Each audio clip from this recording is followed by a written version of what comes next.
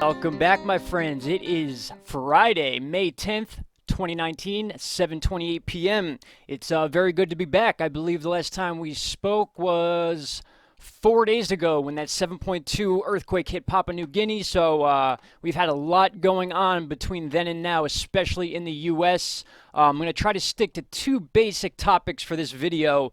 That being the situation going on with the flooding in Texas, Louisiana, Mississippi, Arkansas even, and that will more than likely move into parts of Mississippi, the panhandle of Florida as well. That's been an ongoing situation.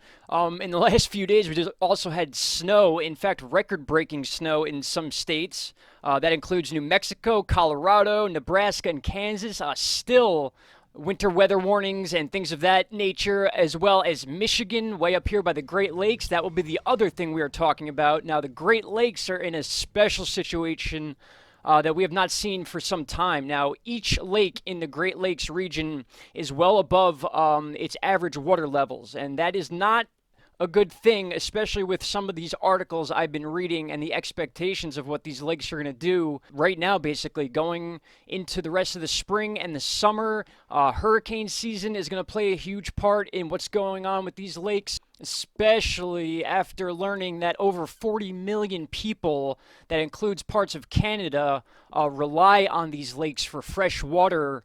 Which is an incredible amount of people. I actually did not know that until I started researching for this video, but I've been seeing this trend about these Great Lakes beginning to flood. Andrew Cuomo, the governor of New York, actually has put out a statement claiming that they're in an emergency situation, especially by Lake Ontario. That's with the expectation of basically saying flooding is going to be imminent in New York, Ohio, and Michigan. Again, this spring and summer. That is what they are saying. And then I dug into some of these charts, and I found this here. And this actually covers back all the way to 2011 through current time. And you could see each one of the lakes has gradually risen to basically the highest levels we've seen in over 15 years. So each and every lake within the Great Lakes system, the freshwater system, is above average and is expected to rise even higher. And you could see that here by the green dot.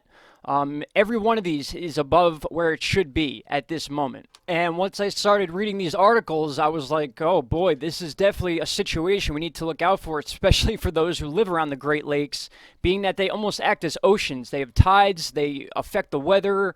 We are constantly talking about Watertown and Buffalo in the winter getting lake effect snow, which would not happen if those lakes weren't there. So these things are so massive that they actually affect the weather around the states that are around them. So water levels on the Great Lakes are running high and could approach record territory this summer. New York State is bracing for flooding along the shoreline of Lake Ontario. Lakeshore flooding is already occurring in northwestern Ohio. That includes southeastern Michigan as well. We just looked at that. Great Lakes tributary waters have been filled by numerous spring rain events in the central U.S.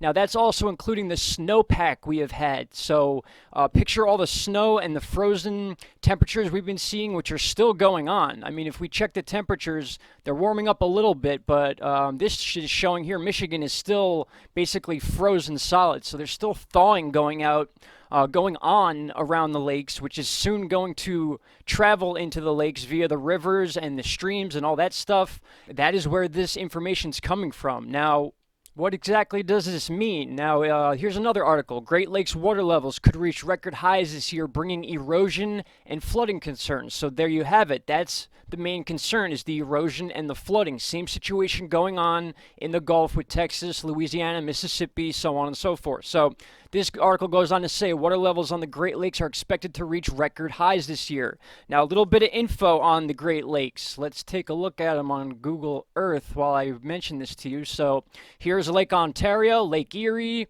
the rest of the system here, all freshwater lakes. As I said, 40 million people rely on these lakes for fresh water.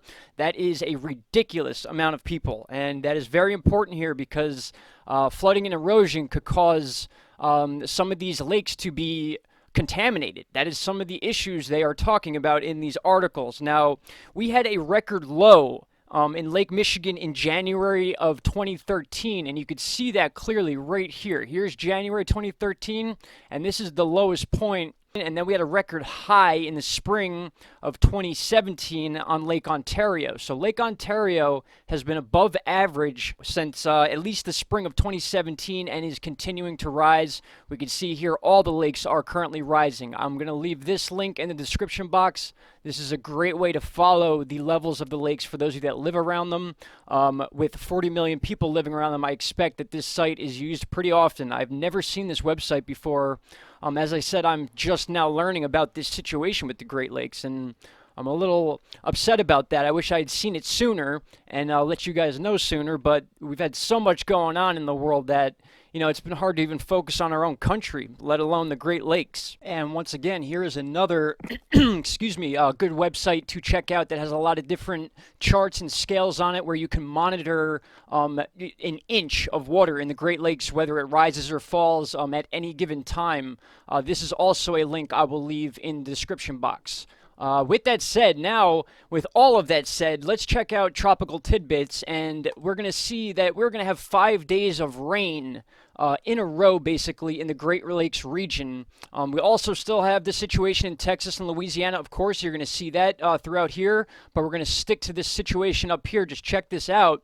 As this situation exits Texas, Louisiana, and then Mississippi, Alabama, Florida, South Carolina, North Carolina, Virginia, you name it, it's going to roll up to the northeast almost like a nor'easter. Not quite there yet. In fact, possibly. It possibly could be a nor'easter. I take that back.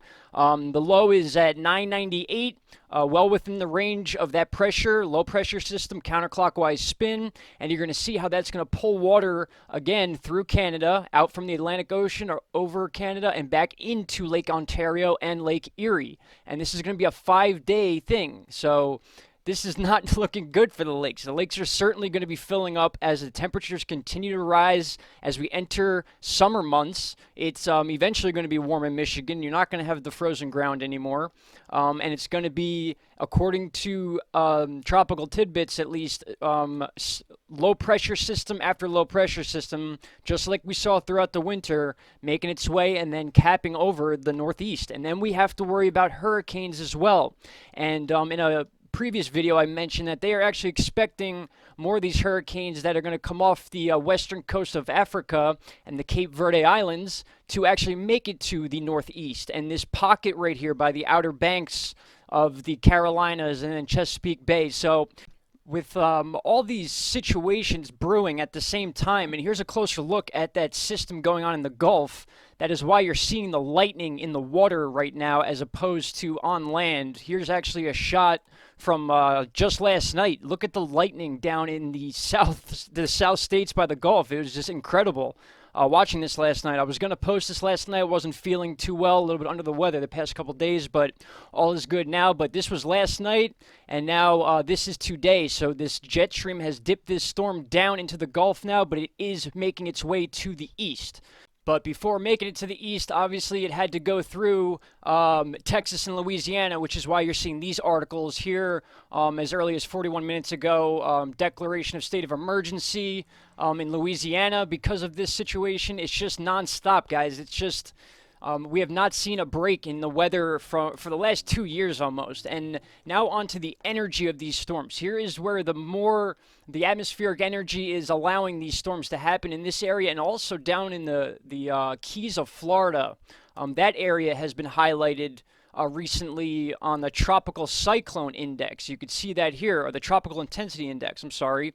That is beginning to rise and show signs of being capable of having hurricanes. So we're entering that season. Everything is lining up that way.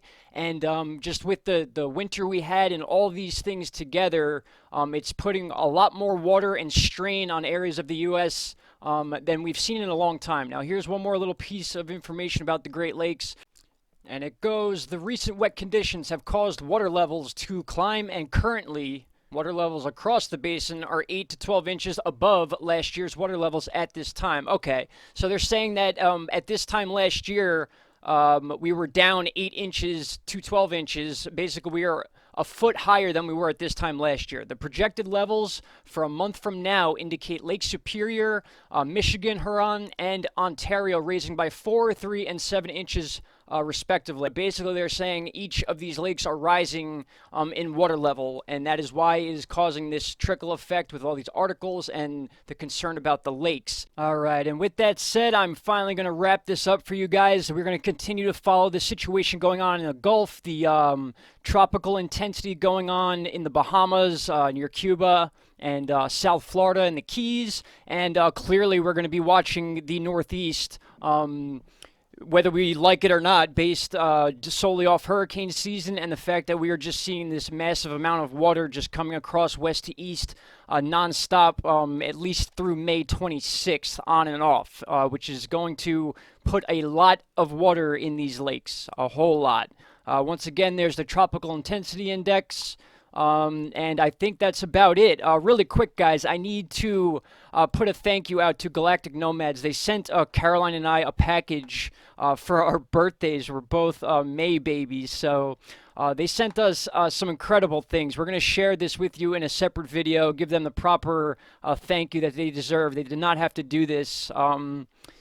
They sent us some pretty cool stuff, guys, stuff we're very intrigued by and very thankful for, and I just wanted to put their Instagram out there for you guys to check out, and their YouTube channel definitely needs more than 8 subscribers in my opinion, so go give them a like, go see their videos, check out what they're all about, and like I said, I'm going to have a separate video with Caroline and I, Type X Files, looking at the stuff that they sent us. Guys, I cannot thank you enough for that. So you'll be hearing from us very soon. With that said, guys, I'm going to let you go. Might have a live stream later on tonight, talking about the other stuff going on around the world, and or if anything happens between now and then. But sorry I drugged this on long. We had a lot to cover, and that's just the way it goes sometimes. So everyone stay safe. Glad to be back. Sorry it's been 4 days. We'll be talking either later on tonight or tomorrow for sure, Saturday. And then it's Mother's Day, for those of you that forgot, like me. Ay, ay, ay. All right, guys, have a great night, great evening, wherever you are. Stay safe, be prepared, have a plan. Bye-bye.